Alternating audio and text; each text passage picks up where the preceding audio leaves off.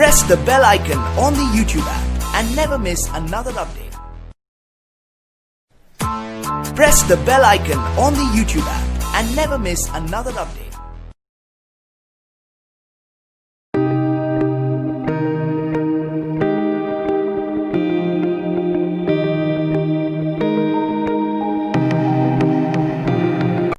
Hello dear students, so today we are going to learn a new topic, that is the structural properties of NiCO4. NiCO4 is generally known as nickel tetracarbonyl. So now let us start with its preparation, how we can prepare NiCO4. So NiCO4 can be directly prepared by the direct synthesis.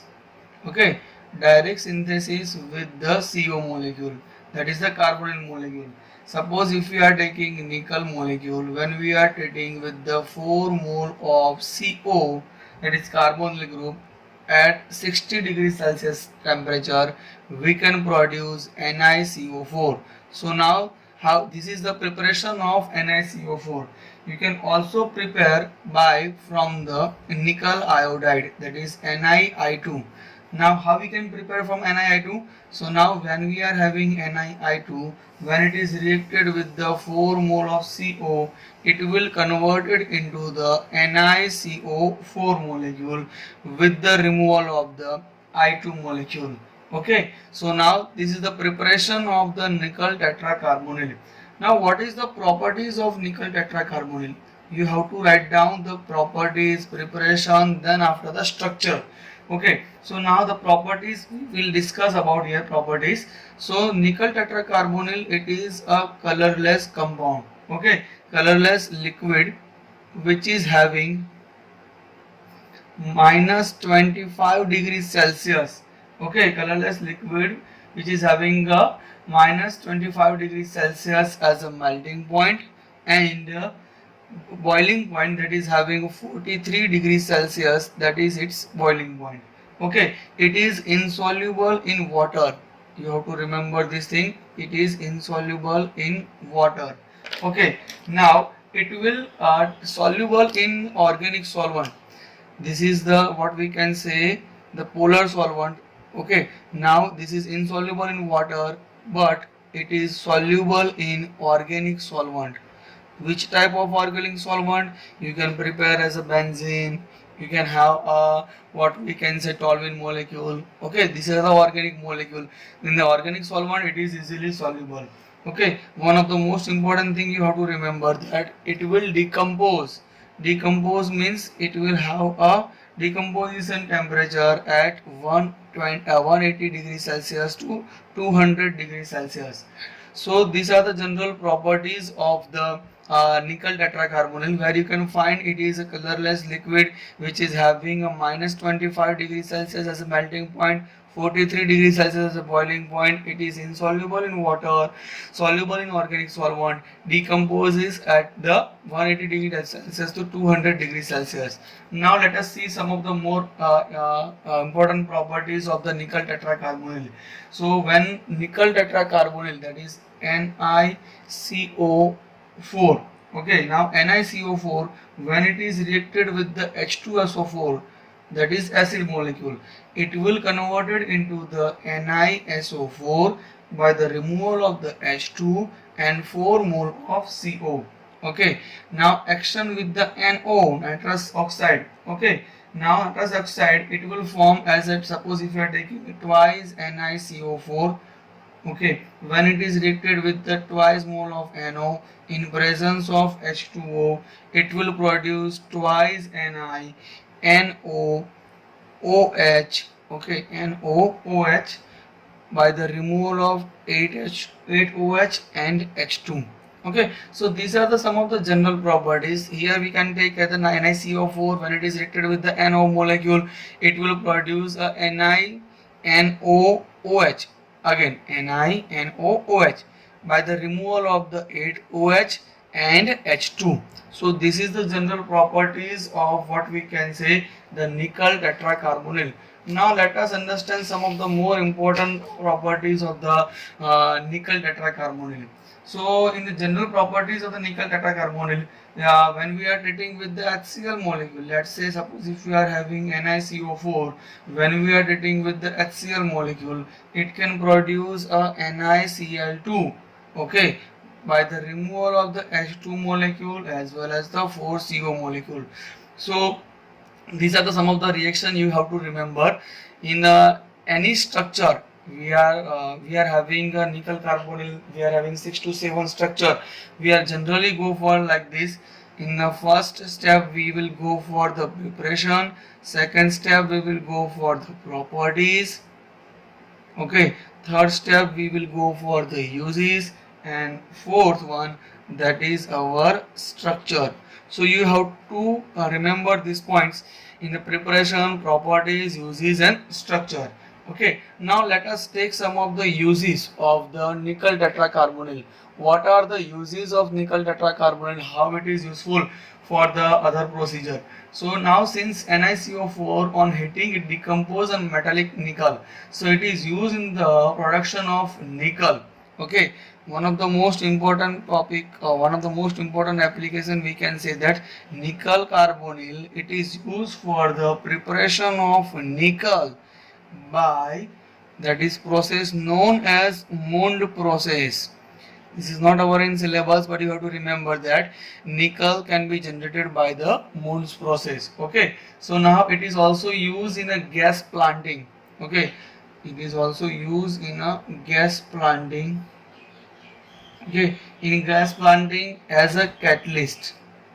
So these are some of the uses, or we can say application of the nickel tetracarbonyl, where you can find nickel CO4. It is used as a what we can say preparation of nickel by Mond's process, and gas plantation by a catalyst. Okay, gas plantation, gas planting as a catalyst. So by that way you can have the idea of uses of the nickel tetracarbonyl. Okay, now let us understand its structure. So, structure point of view, suppose if we are having that is nickel, the electronic configuration of nickel, it is like this: Ar, that is 4s2 3d8. Okay, so now if I want to arrange this structure in a cell point of view, that is a 3d, suppose 4s, here we are having a 4p. Okay, now in 3d, as we know, there are 5 cells and there is a possibility of 10 electron. So that is a 3D cell. This is 4s, this is our 4p. Okay, now when it is having a free atom, okay, when it is having a free atom, nickel is in a free atom, so you are having a structure like 4s2 and 3d8. So let's free from here 4s2 3d8, 1 2 3 4 5. Okay, single type of hook arrow. Okay, you do not have to show this type of arrow. This is wrong method. You have to show single electron by this way. This is mean by plus 1/2. If I am showing here where that is a minus 1/2. Okay, 5 electron, now 6 electron, 7 electron and 8 electron. So this is the free atom structure. Now this atom, when it is in excited state, whatever the electron are there, they are pair. Okay, so here we are having 8 electron, this is our 2 electron, so 2 electron will be pair over here, 1 electron from here, 1 electron from here. So you can have this type of structure. So 1 2 3 4 5, here we are having 4s, here we are having 4p. Okay, so now 4s2 3d8, this 2 electron will travel over here, so we can have a completely filled 3d orbital. Okay, 3d shell. So here we are having 4s0 3d10 structure.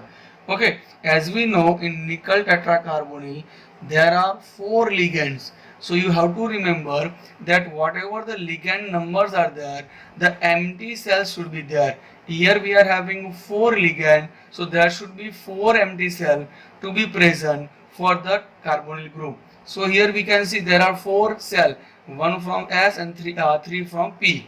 Okay, 4s and 4p. So now when we are having a molecule, okay, now when we are treating with the NiCO4, so CO will attach over here, 1 from here and 3 from here. So now let us understand, here we are having this type of structure. Okay, so now in the end we can say that the here there is a 10 electron that is completely filled. Okay, so now here we have to present a CO ligand. So one CO from here, one CO from here, that is one CO from here, one CO from here. So there are 4 CO. Okay, so now when I'm talking about the hybridization of this compound, so the hybridization of this compound will be sp3. Why sp3? 1 from S and 3 from P. So by the help of the sp3 you can have a NiCO4. So here you have to remember that in earlier state here we are having a free atom, that is a structure of 4s2 3d8. Okay, now valence shell configuration, nickel atom in NiCO4 molecule became a 4s2 3d 4s0 3d10 over here. Okay, so now that is the overlap of what we can say metal carbonyl to the Ni. Okay, so the electron will travel from the carbonyl group to the nickel atom. Okay, so here by the overlap between the empty sp3 hybridized orbital on nickel atom and doubly filled sp orbital on carbon atom in CO molecule as shown. Okay, so this is the structure of the NiCO4. First you have to draw the free atom, then after excited atom. In excited atom all the electrons are paired. In molecule you have to see that whatever the carbonyl groups are there, you have to put a you have to make a space for that carbonyl group.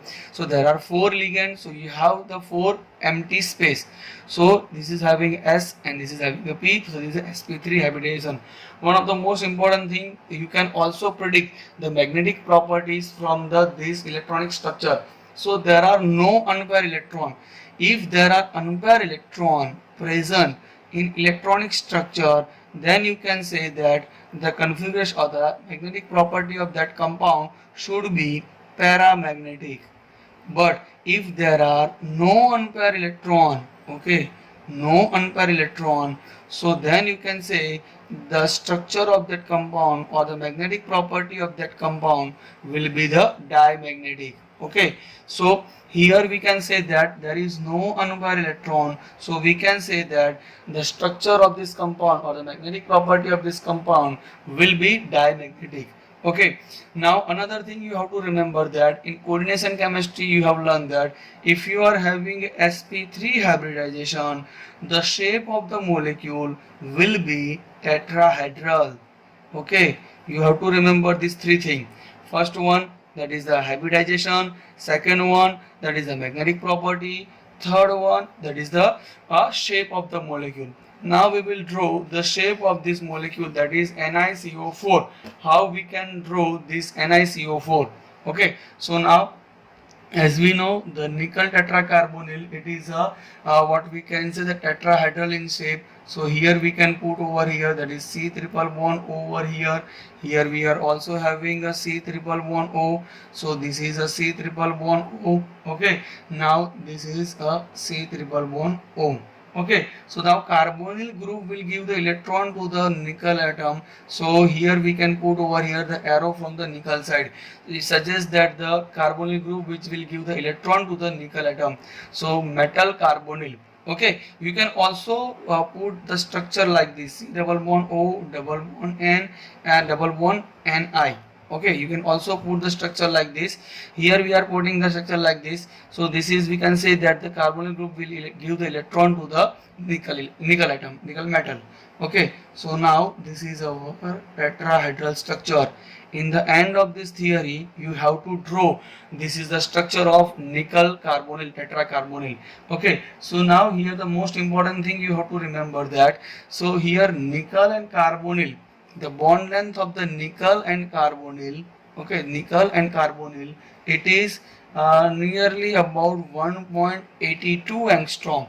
Okay, this is the nickel and carbonyl bond length.